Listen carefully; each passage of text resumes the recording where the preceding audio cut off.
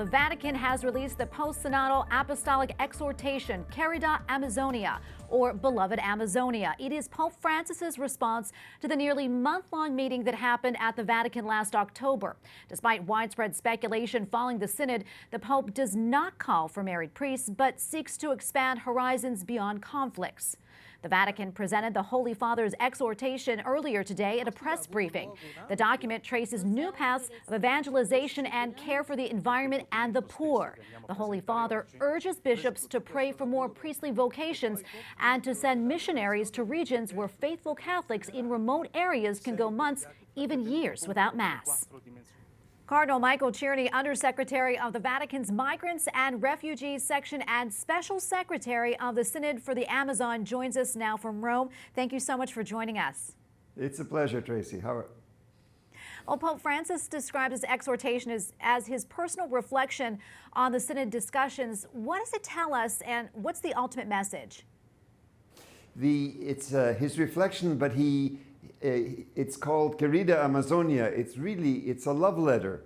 It's a love letter based on what he has experienced in all this synodal process.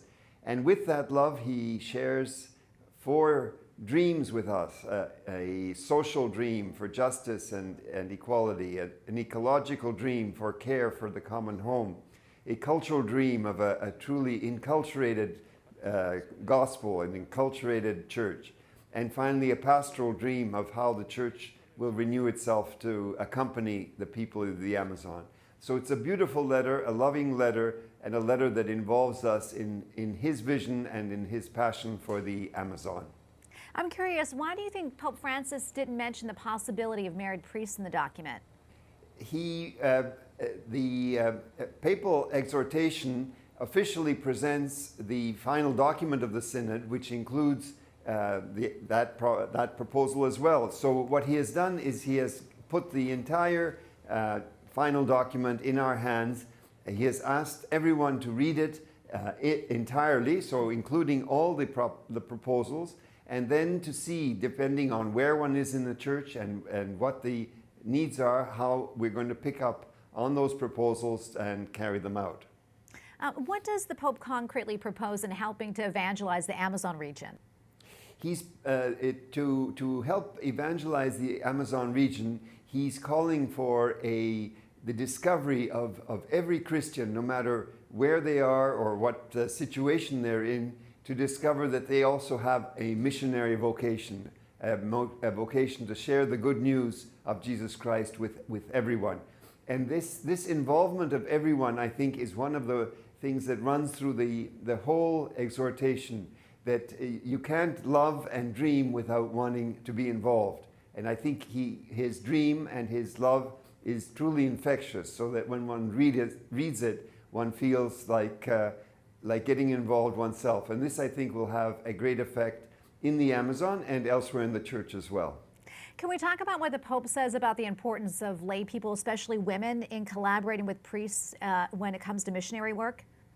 One of the most beautiful passages in the exhortation, which is based on all sorts of testimony that came through the entire process, listening to people in the Amazon, is the testimony that he gives on the role of women up till now in maintaining and carrying forward the church. And the way he says that, I think, is itself inspiring. And I ask myself whether women in other parts of the world won't read that and say, oh, I would love that to be true of me too.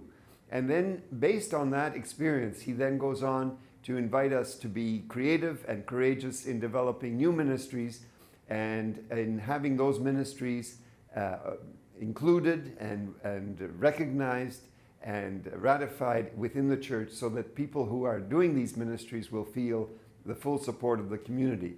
And one of the most beautiful examples, I think, is the new ministry proposed in the final document, the ministry of caring for our common home. To me, it seems that if every parish in the church had a ministry of care for the common home, that would be a wonderful contribution to the whole world and to our future as a human race.